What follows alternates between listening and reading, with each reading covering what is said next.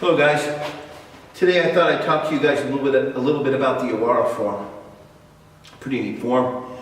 A lot of techniques in there, a lot of jiu-jitsu techniques within the form and how it was created and what it was used for.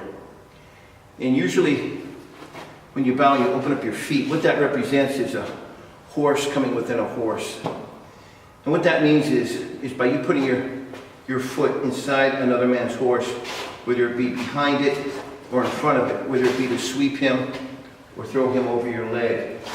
So after you're doing a technique, you would block, you'd come over, your leg is inside his center, you grab his hair and you throw him over. That's what some of the techniques are for within the Te arts.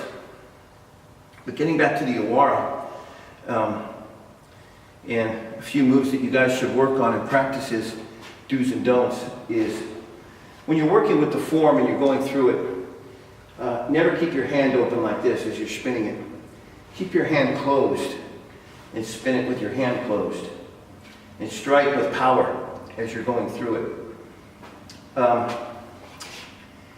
It's important that after you bow, when you see these three motions where you go low, medium, and high, what do those mean? Those are the three levels of strikes that are done either swinging across or coming up or coming down.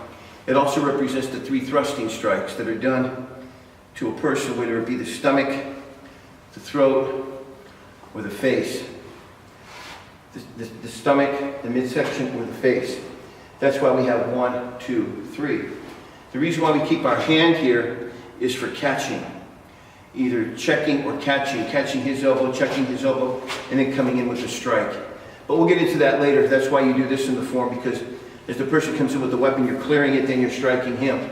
Well, during that midterm, there's all type of blocking and checking and striking and coming over the top with this free hand. That's why this hand is here. But getting back to this again, the three strikes, which would be stomach, chest, and face.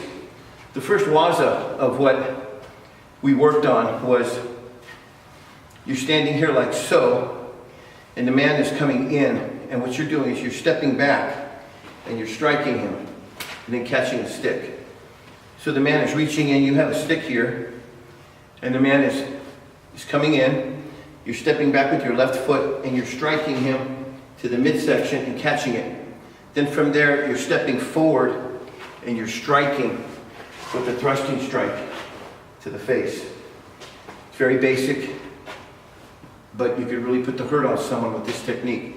This type of a strike that you're doing is to the midsection. So when you're striking, as you're coming back, it's this. You're hitting him here.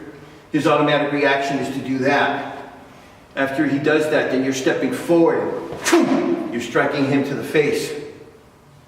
Okay? Technique looks easy. It is easy, but it could really put the hurt on someone, so be careful whenever you're practicing these techniques with the stick. When you're striking, you always want to make sure that you're striking either with this part or with the tip of it. Now the Yawara can be used in all different fashions. Any part of the stick can be used, whether it be the back end of it, or you could be holding it here, you could be holding it here, you could be holding it here, here, or here for these type of strikes.